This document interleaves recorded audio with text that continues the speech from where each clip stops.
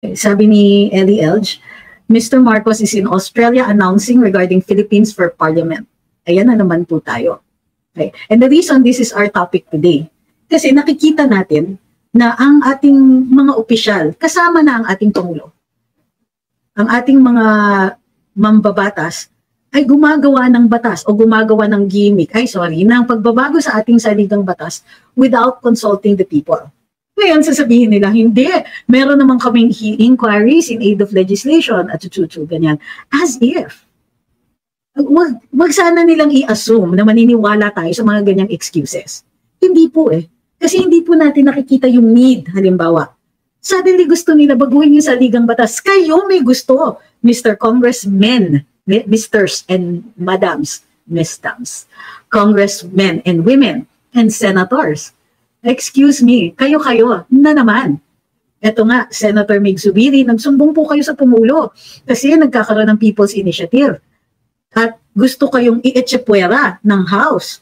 O nakakasimpatize kami sa inyo kasi hindi kami nagtitiwala talaga sa mga kongresista. Pero anong ginawa ninyo? Imbis na sabihin sa ating Pangulo na Mr. President, kahit anong pagbabago sa saligang batas, kailangan mauuna ang information campaign. Kailangan mauuna ang educate sa mga tao, pagdiskurso sa mga tao, bago tayo magtangkang magbago ng saligang batas. Instead, what you said was, sige, okay na po yun. Yung economic provisions na lang babaguhin natin. Ano yun? Kailangan baguhin yung saligang batas? Yun ba yung point, Mr. Senate President? You went to the President making sumbong and saying na ine-echepwera kayo, tapos ang sasabihin ni Mr. President is, sige, economic provisions na lang. At ikaw naman, sige, economic provisions, parang ang lumalabas is, kailangan baguhin ang saligang batas, kailangan magka-charter change. Pero hindi pwedeng i-echepwera ang Senado at yun lang ang pinunta nyo sa ating Pangulo. Hindi nyo man lang kami pinaglaban, Mr. Senate President. Diba? Hindi ko na hinihingi yun dun sa Kongreso kasi obviously, hindi talaga nila tayo paglalaban. Obvious na yun. Hapon, almost evening na. Magandang hapon sa inyong lahat. Ako po si Trixie Cruz Angeles. Ito ang Luminous. Medyo maaga tayo ngayon kasi grabe na yung puyat ko lately, di ba? Sobra-sobra na. So, magandang hapon sa lahat na nanonood sa atin sa YouTube, sa Facebook, sa TikTok, at sa Rumble. So, kung kakalimutan bago tayo mag-umpisa, thank you! Sabi ni Bernie, nanood daw siya ng interview ko sa DZAR. So, bago ang lahat, huwag pong kakalimutan, like and share yung live natin ngayon. Lalo-lalo na dun sa mga nasa TikTok, importante po. Like and share, follow, and subscribe po. Huwag pong kakalimutan. So, magandang hapon sa inyong lahat. Yes, maraming salamat sa lahat ng nanood sa interview namin sa DZAR kanina. Marami po kayo, nakita namin naman sa sa comment section na nandun kayo. Naku, malaking pasalamat po sa inyong pagsuporta sa amin. So, thank you kay Ma'am Joan. Si Victor din po yata nanood. Salamat po sa inyo. Hi kay Apple user 399. Ma'am Diza, kay Sir Ellie, Soles Style. Huwag po kakalimutan yung mga likes and shares and yung mga, lalo na sa YouTube, subscribe. Follow din po kayo doon sa sa Rumble kasi yun po ang backup natin all the time. So pagka malabo yung, may lag lang ng konti sa Rumble kasi hindi pa sila ganun ka-develop. Thank you kay Juday, nagpadala ng heart. So Claudio is watching from Isabela City in Basilan.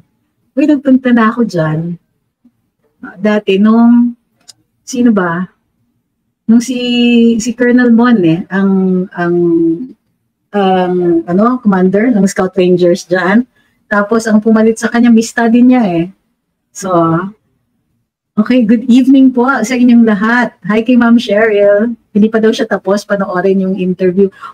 Feel free rin to like and share yung interview doon sa DZAR. Medyo na-distill natin doon yung usapan yung Cebu rally ni dating Pangulong Duterte at saka yung interview niya after that. So, meron pa of course mga ibang katanungan but let's deal with that later. Today, gusto kong tayo naman, hindi tayo parating reactionary. Hi kay Ellie Elge. Okay? Kasi lately parating magre-react lang tayo sa kung ano yung balita. And Dion, yung tissue. Andyan sa cabinet under the stairs. Thank you. Sorry. Kasi yung cat dito nakatambay si Suki So, okay. Na-distill yung mga basic na yung sinasabi ng ating Pangulo, at saka syempre we distinguish what is his political talk at saka kung ano yung mga parang factual na lectures niya. So we also distilled yung main points nung kanyang speech in Cebu at saka yung pag-clarify niya sa Davao with the media. Sabi ni Unique 1870, respect the president. No, sir. You respect the office of the president, but the man must deserve it. Okay? So you have to distinguish, sir. We are not blind followers. No matter how much we love the person or even like him because he is a good man, we have to, the respect that is demanded is for the office. As the head, the leader of this country, nire-respeto natin ang opisina na ina-occupy niya. But the man has responsibilities and the man has weaknesses and we are free to call those out. Alright. Pero ang gusto natin pag-usapan ngayon, kasi panay ang usapan tungkol sa pagbabago sa saligang batas. Pero meron din ibang obligasyon ang ating mga mambabatas. Gumagawa sila ng batas, di ba? And tinitignan nila yung mga existing laws, kung ito ay kailangan i-update na, kung ito ay kailangan, kung ito ay kailangan i-repeal, kailangan i-upgrade, o kailangan ng bagong batas at all. Excuse me.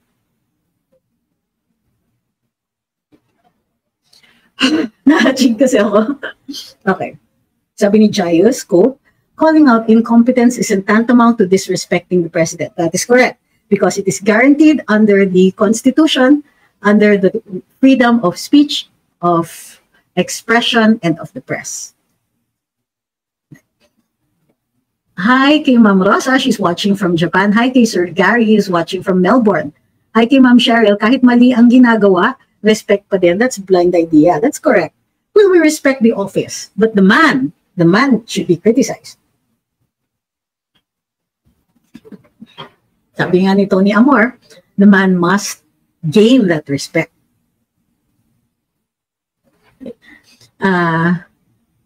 Wating is saying the only thing worse than being blind is having sight but no vision. Di ba, Mr. President? That is correct.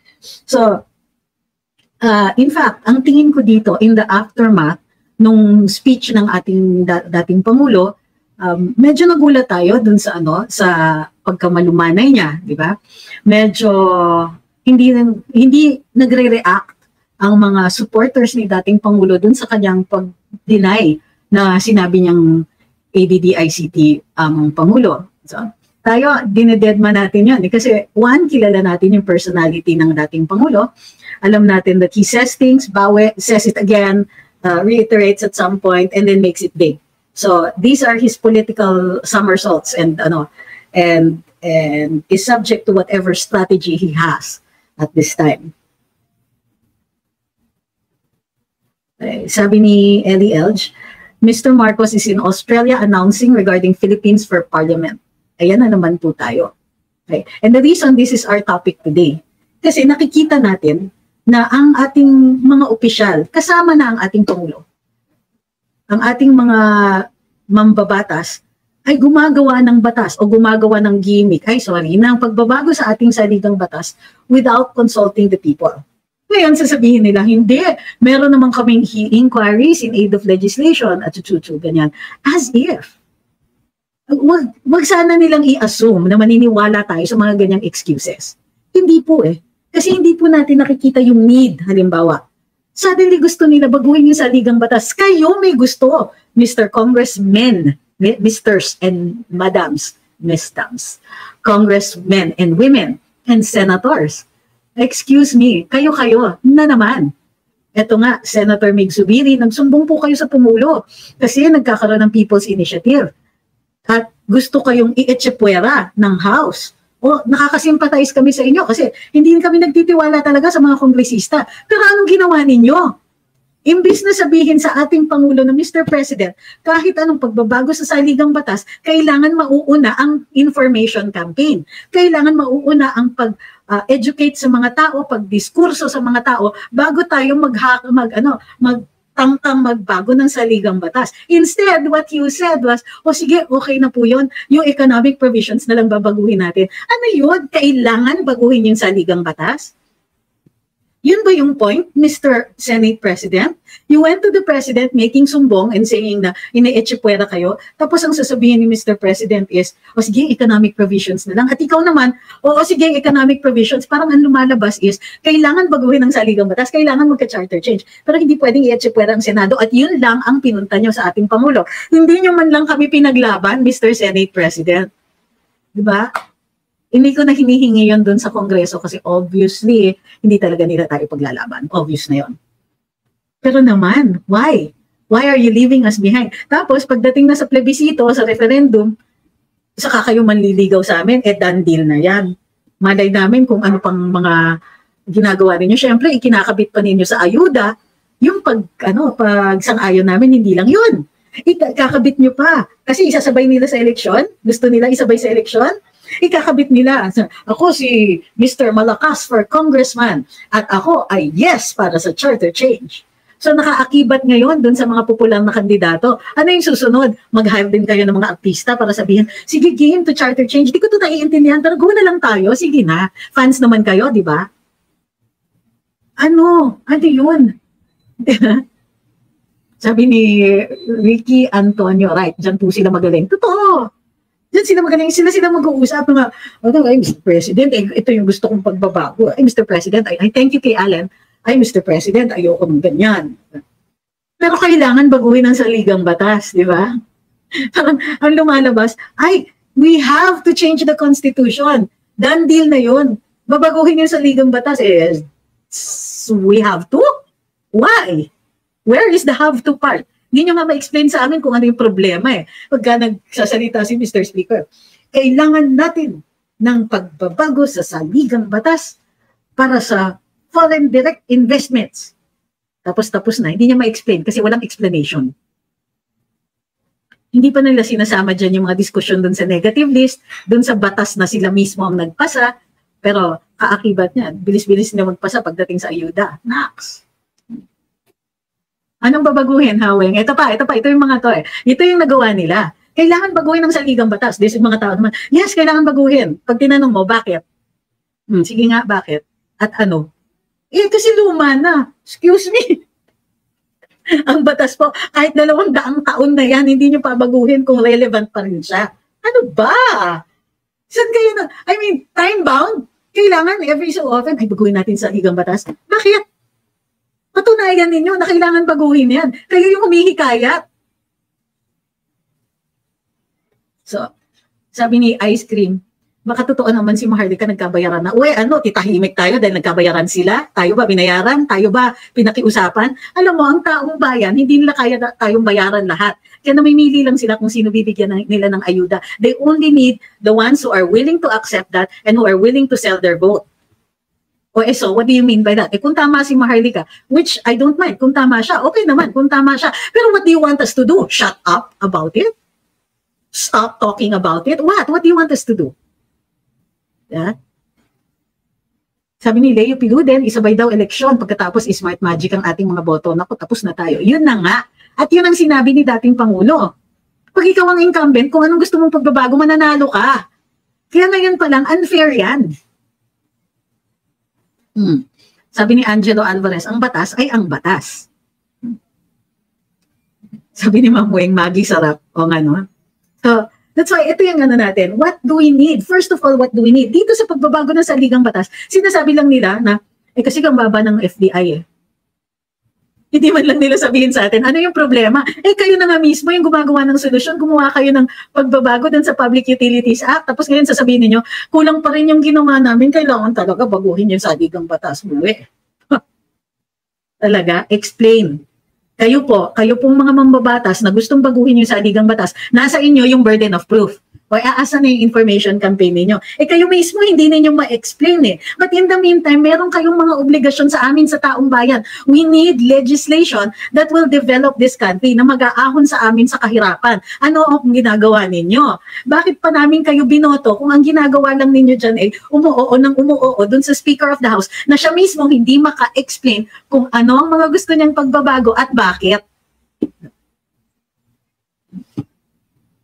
Malakas ang boses ko, hindi kasi galit ako, pero dahil nakainom ako ng kape. Malas. So, what do we need? Okay, basic needs muna. Kailangan natin ng batas o kailangan natin i-upgrade ang mga batas o kailangan natin i-review yung ating mga batas para dun sa pagbigay ng basics. Food! Hala, dyan pa lang may problema na tayo. Nasa na ang logistics system, Mr. President, na ipinangako nyo nung sona ninyo July 2022. Asan na? Diba? Asan na? Asa na?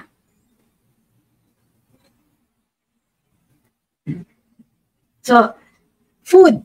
We need legislation that will help us eliminate yung ginagawa ng mga middlemen. Kailangan natin i-review ang Rice Tarification Act. Yes, napasa yan panahon ni Duterte. So, frigging what? Diba? Ano sasabihin nyo? Cry-cry na lang tayo. Pinasa naman yan, panahon ng puon ninyo. Uy, ano ngayon? Inoppose nga namin, panahon ng puon namin. Kayo, anong ginawa ninyo? Hindi kayo nag-oppose. Kasi you didn't understand enough of it. Kami, inaral namin.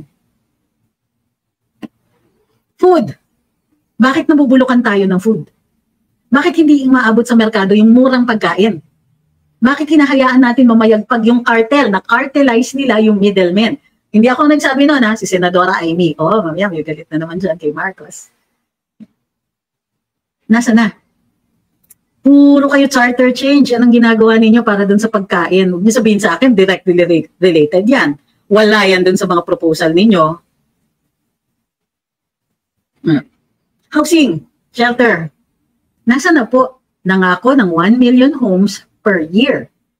Nasa second year na po. Asa na po? Wala pa rin?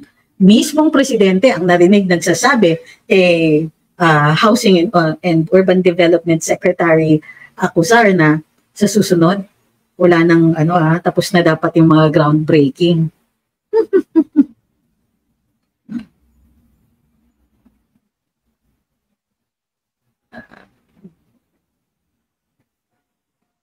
So, ano yan? Diba? Nasa ng legislation para sa mga bahay. Nasa ng legislation for public housing. At nasa yung mga development plans. Alam nyo, kung ibalik lang nila yung konsepto ng BLIS, yung bagong lipunan na housing noon, payag pa ako. Ulitin na, huwag na tayo mag-originality. Amend lang natin ng konti yung mga BLIS projects, which, by the way, weren't just housing. Kasi ang nangyayari ngayon sa housing, bahay lang talaga. So noon, yung mga BLIS, when you build it, lahat ng human needs, they took that into consideration. So yung paniniwala, may malapit sa simbahan, grocery stores, schools, etc. Kasi that's one thing I think profound ang influence ng China kay dating unang ginang who was Minister of Human Settlements. At doon sa China kasi, pag nagpaplano sila ng communities, sinisiguro nila na kumpleto. Andyan ang schools, andyan ang trabaho, andyan ang yung entertainment centers, andyan yung mga groceries and all that. So they include the human needs. Kaya human settlements, hindi lang siya about housing. It is about where you can live and it is also about quality of life. So, asan yung batas para doon? Wala? Kulang? Nasa na? Or, nasa na yung review? Kasi ang nangyayari, build ng mga housing, tapos sandali na o either pinagkakakitaan ng mga beneficiaryo o hindi magamit ng mga beneficiaries kasi ang layo. Malayo sa schools, walang transportation, walang trabaho, walang internet, walang tubig, walang sewerage facilities.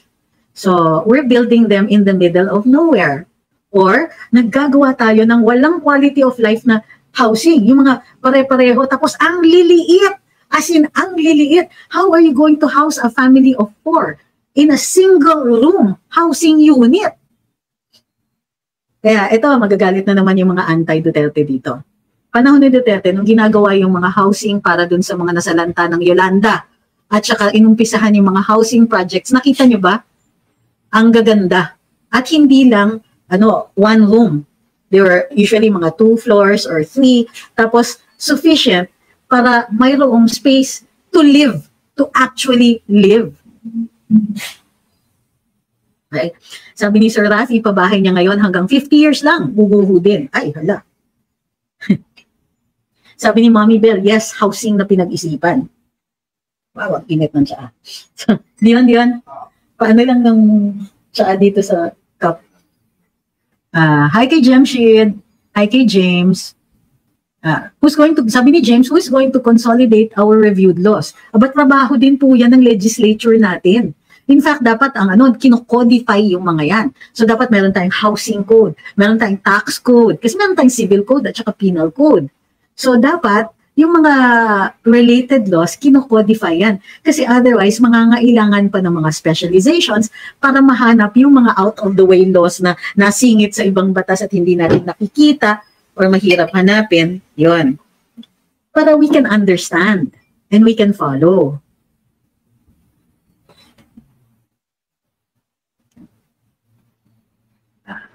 Hi kay Ma'am Flavie.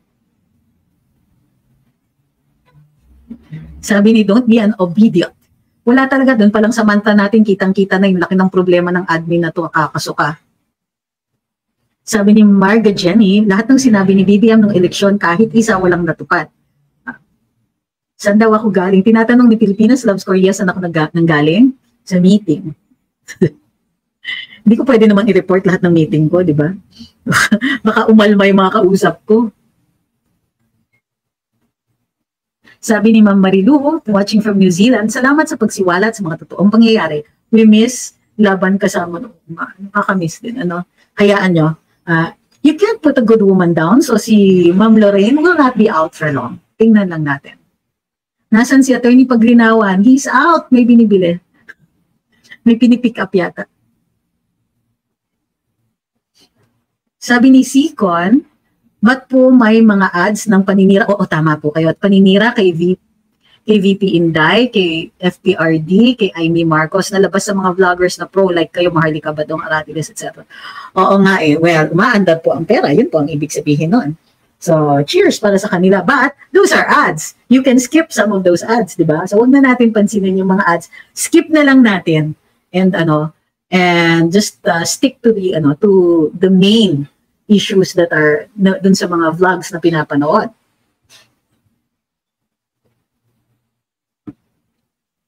Sabi ni Ma'am Christine, sa Brave browser na lang kayo para may ad blocker. Oo nga, Oo nga, Thank you, Ma'am Christine.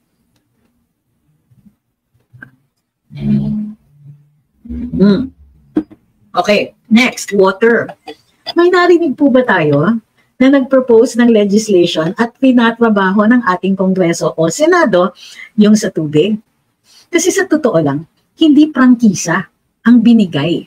Yung dalawang concessionaires, they don't have a franchise. So sabi ni Pangulong Duterte dati, yun ang sinabi niya sa Kongreso, okay, Congress, gawin ninyong prangkisa. Okay lang, kung gusto sila pa rin magbibid and all that, but make it a franchise nang sa gayon, mayat-maya pwede nating questionin. Pwedeng questionin ng Kongreso kung prangkisa ang sa tubig. Di ba pinareview ni Pangulo yung contract? Merong isang opisyal dyan, inupuan yan. Isa o dalawa. Hindi ko sure kung tatlo pa sila.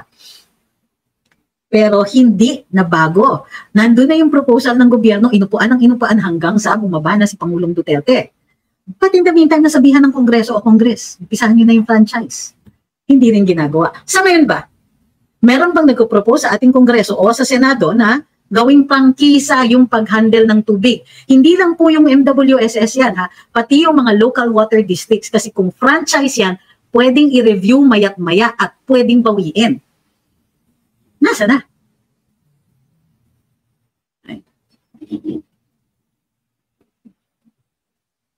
So, bakit walang gumagalaw? O, kamusta ang Kongreso at Senado? Ano pong ginagawa ninyo?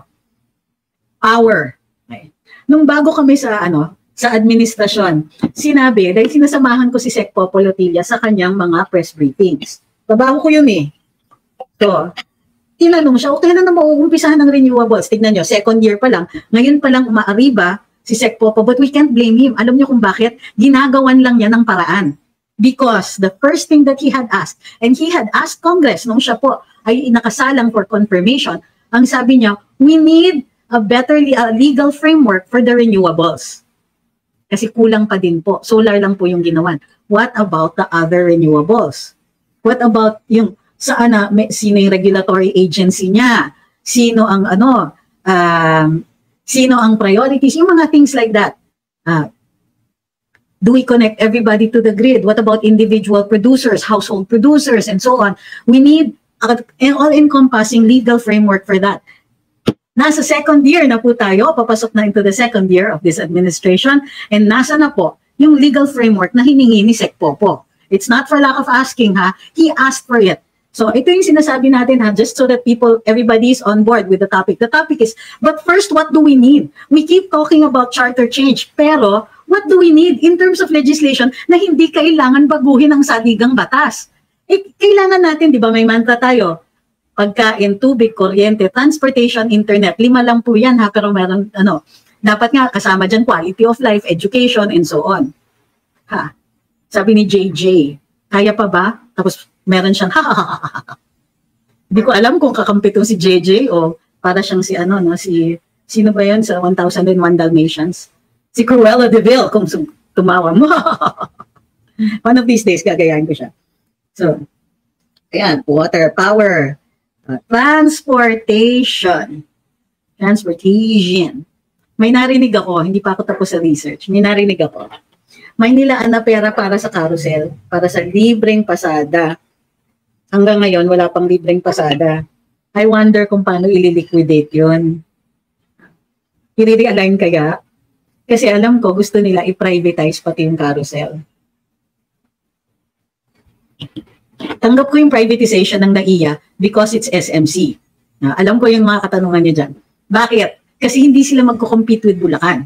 Bakit? Kasi magiging ruinous competition kung iba yung naghahawak ng NAIA, privatized siya, tapos yung Bulacan, iba din. Kasi ang gagawin ng mga nagpapaprivatize sa NAIA, tapos sila yung magpapatakbo, ay gagawa sila ng paraan, maglalabi, para siguraduhin na latak lang ang mapupunta sa Bulacan Airport. At syempre, the more the planes land and take off from NAIA, the more money they get. So, hindi kailangan mag-compete. Okay kung privatization ng NAIA kung hindi siya magko-compete with an airport that is very near. So, okay pa tayo doon. Although, the truth is, I'm not really pro-privatization. Yun nga lang, na-mitigate yung privatization dito because of two things. Number one, there's no ruinous competition. And number two, 82% nung kita ay maririmit sa gobyerno. So, hindi tayo lugi.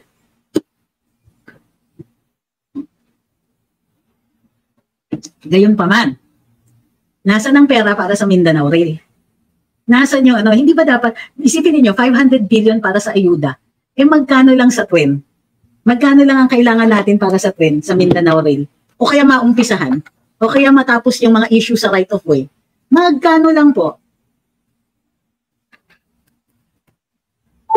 Di ba? Nasa na, and money is legislated. So, nasa na po dun sa budget yung para sa twin. Wala pa rin, ha? Do I hear anything? O puro crickets na naman ang naririnig natin sa Kongreso at sa Senado. Uplifting ng education natin. Basic need din po ito, edukasyon. Now, the Vice President does the best she can with what she has. So, hindi na nga po binigyan si Madam VP ng pipitsuging 125 million, which is just parang gamunggo compared dun sa 500 billion na ayuda na dumadaan pa sa Speaker of the House para ma-disburse. Kakaloka, ha? Magkano? 125 million, hindi binigay. Okay, I understand. Confidential funds. Sige. Sige, gusto ninyong ganyan. Ay, nasa na yung allocation para mapuno yung mga schoolhouses and school buildings and classrooms natin. Asan na po ang mga classroom? Naglaan po ba kayo ng additional na pera para mapuno natin yung requirements natin para may mga estudyante tayo na hindi na sa ilalim ng puno natututo ng abakada nila? Nasa na? Nasa na po ang ang additional na pera para hindi masyadong nababurden ang ating mga teachers, para mas marami pa yung ma-hire ng DepEd para mag-assist para dun sa mga administrative matters. Meron ba? Dinagdagan ba? Hindi. Excuse me. Ito po ang mga kailangan ginagawa ng ating Kongreso. Puro sila charter change. Pero basic housekeeping. Basic na kailangan ng taong bayan directly.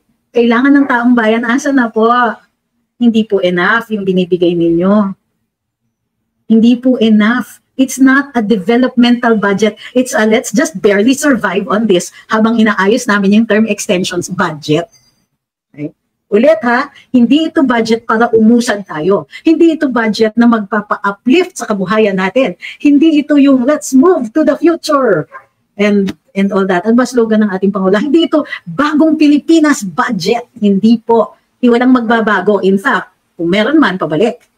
Kasi wala dyan po yung magsasolve ng issue ng ating traffic. Wala dyan magsasolve ng issue ng ating mabagal na internet. Wala dyan yung magsasolve ng kakulangan ng schoolhouses.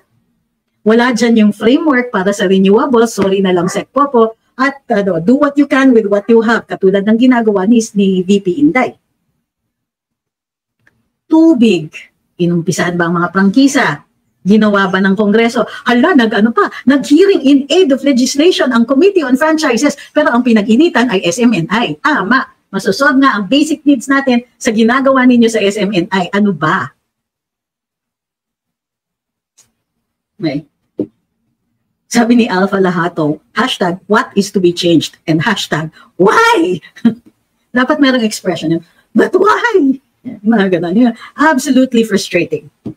Ano pa? So, ito pinag-uusapan natin, these are basics. Hindi pa to developmental. Ito yung dapat kasagutan para mag-survive lang tayo. Para hindi tayo mangmang. Survival ito. Ito yung mga kailangan nilang sagutin. Pagkain, shelter, tubig, power, education, transportation. Huwag kakalimutan ang internet or communications. Meron po bang bago sa comms? Meron po bang puro ang concentration ng mga batas ay regulatory. Hindi niyo ba napansin? Paano pipigilan yung mga trolls? Nag-hearing sila tungkol sa mga trolls. Pero hindi mga trolls natin, trolls lang nila. Nag-hearing sila sa, ano ba? Kamusta naman ang mga prangkisa? Nasaan na? Mababa presyo? Tumaas ba ang internet speed? Nasaan na? Committee on Franchises, kailan kayo mag-aandar tungkol dyan sa mga yan? O masyado kayong friendship dun sa mga may-ari ng prangkisa na yun? Di ba? Gusto ninyo foreign direct investments? Para ke? Ha? Hindi nyo i-address yung mga issues natin para dun sa mga may hawak na? Instead of solving the problem here, you know the problems here, ang sasabihin niyo, ay ang kasagutan dyan, foreign direct investments. Nang sa gayon, makukumpetensya yung mga locals. Talaga? Bakit? May restriction ba sa communications at sa internet? Ano ba? Meron? Puro may mga foreign partners yung mga yan Bukod pa doon, we need a developmental budget, a budget that will help spur economic growth. So anong ginagawa nila? Merong mga proyekto that was supposed to be inclusive kasi hindi naman natin pwedeng pabayaan na ang yumayaman ay yung mga mayayaman na. Ang sinasabi kasi nila parati, well, it takes money to make money. Excuse me. O sige, kung ganon. Nung last administration, pasensya na po dun sa mga anti-Duterte, alam ko yung mga proyekto. Meron silang pondo para sa small scale and medium scale industries and agricultural loans. Existent pa po yan kasi institutionalized yan. May narinig ba kayo na nagbenepisyo dito? May mga benepisyaryo yan. Meron ba? How are we helping the small businessman? Na yung anti-red tape ba ay nagbe-benefit yung mga small businessmen? Abay, nagsubok to. Kailan lang? Dito sa barangay namin. It takes 11 steps. Small business lang yan, ha? Yung mga pamiryenda dyan, small business yan, 11 to 12 steps. Pag pumunta, in fairness, Quezon City ito. Sa Quezon City, pagdating sa City Hall, medyo maikli-ikli na. Pero sa barangay, nakakaloka kayo. 11 steps. Ang daming kailangan. Why are you making it hard? Hindi, hanggang ngayon, hindi pa rin tinitignan ng ating Kongreso o ng ating Senado kung bakit ang hirap magnegosyo dito sa Pilipinas. Hindi lang yun. Nasaan na yung mga tumutulong sa small businessmen how to file their taxes? Ha? Nasaan po kayo? Dati nagtuturo po ako, yes. They actually entrusted me with the minds of young people.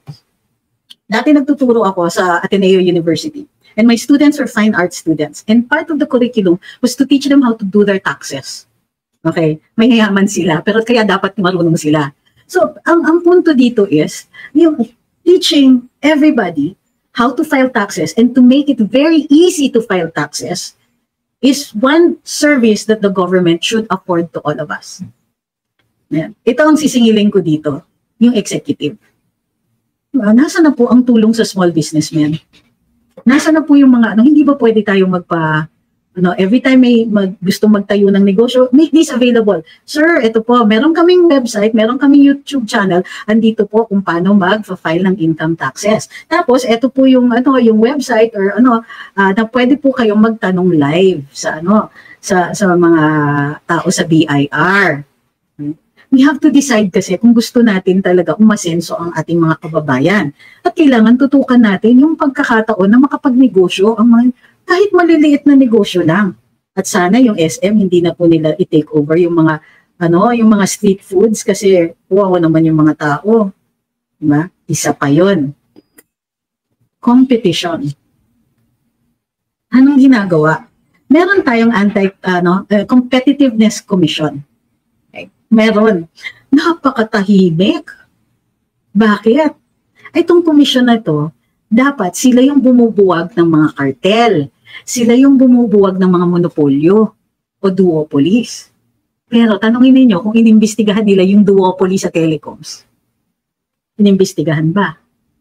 Yung mga mayayaman, ilalo lang yung mayaman. We thank you kay Edgy Stings for your roses. Edgy Stings a lot. Meron ba? Ano ba ang ginagawa natin para maka-asenso ang small and medium scale and micro businessmen? Nasaan po yung mabilis makakuha ng permits, nalalaanan ng mga lugar kung saan pwede magnegosyo na mura o pwedeng yung gobyerno yung nagpapaupa. Nasaan na yung mga ganon? Nasa vision ba ito? Unfortunately, wala po. Pero hindi ba? Bahagi ng vision ng kahit na sinong gobyerno, yung tulungan na umangat ang ordinaryong mamamayan.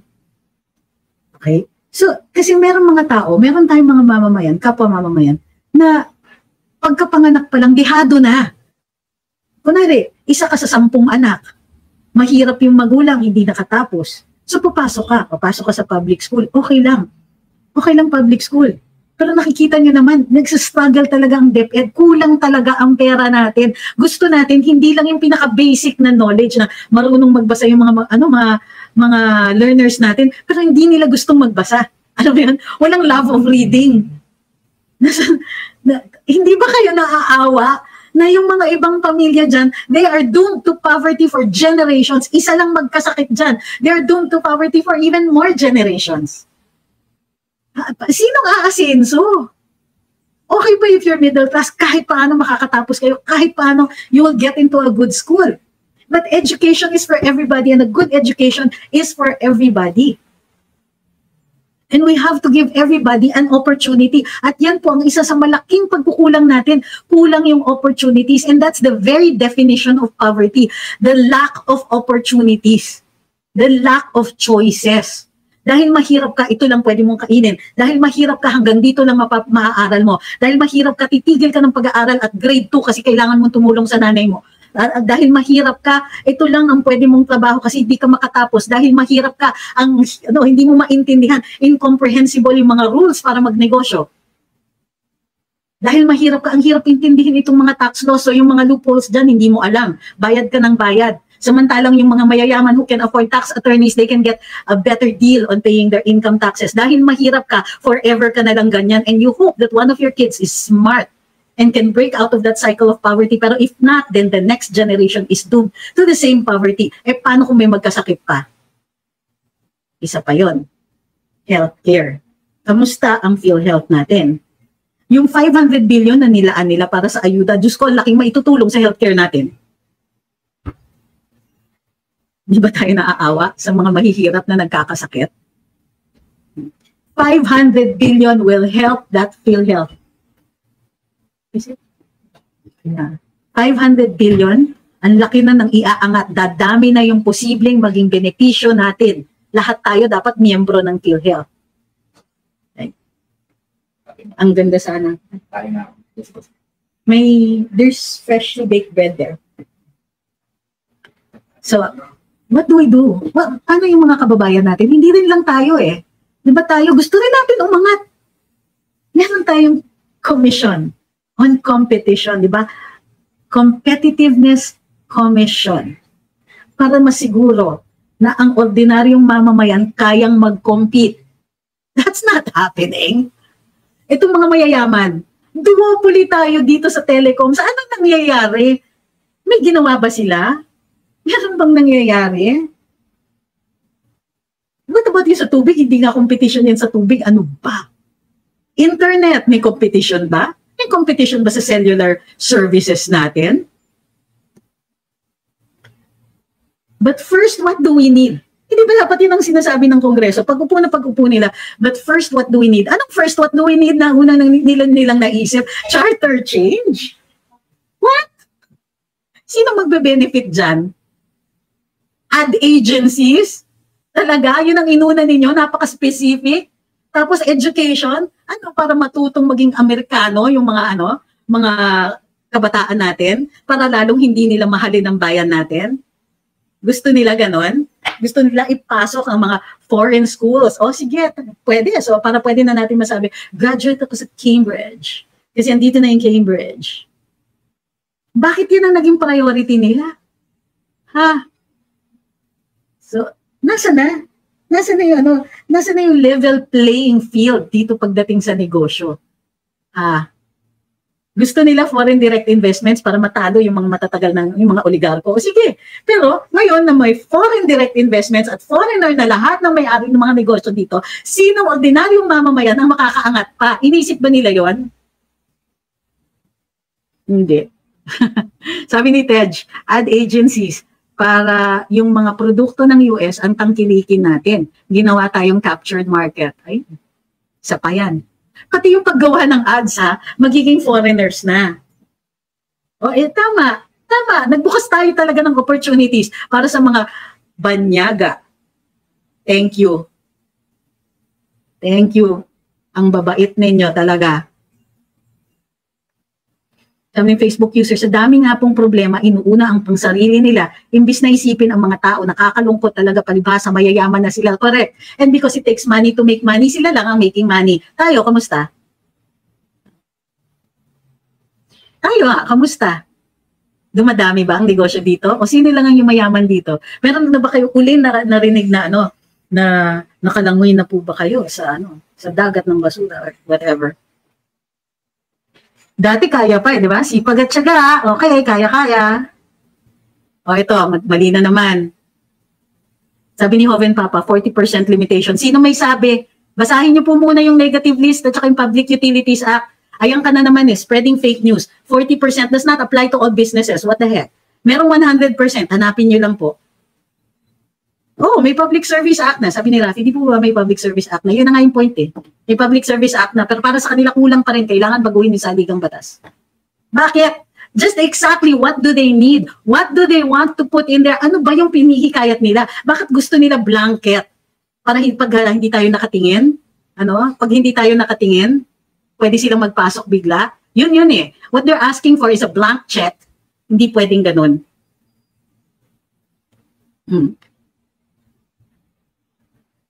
Sabi ni Nerdy, another insulting thing too is, need na daw yan kasi next year busy na sila sa elections. Mga pang-personal lang talagang priorities itong mga politiko. Yan, totoo. Ito, sabi ni JT.guy, bakit hindi valid sa ibang bansa yung natapos natin na course sa Pinas? Mahal ng tuition, hindi valid. Yun na nga dahil nga dun sa accreditation system dito sa Pilipinas, napakababaw. So, kahit yung enough para dito, yun na nga yung problema Dito, ang standard nila is pwede na yan kasi mahirap ka lang pwede na yan. Ano ngayon ninyo?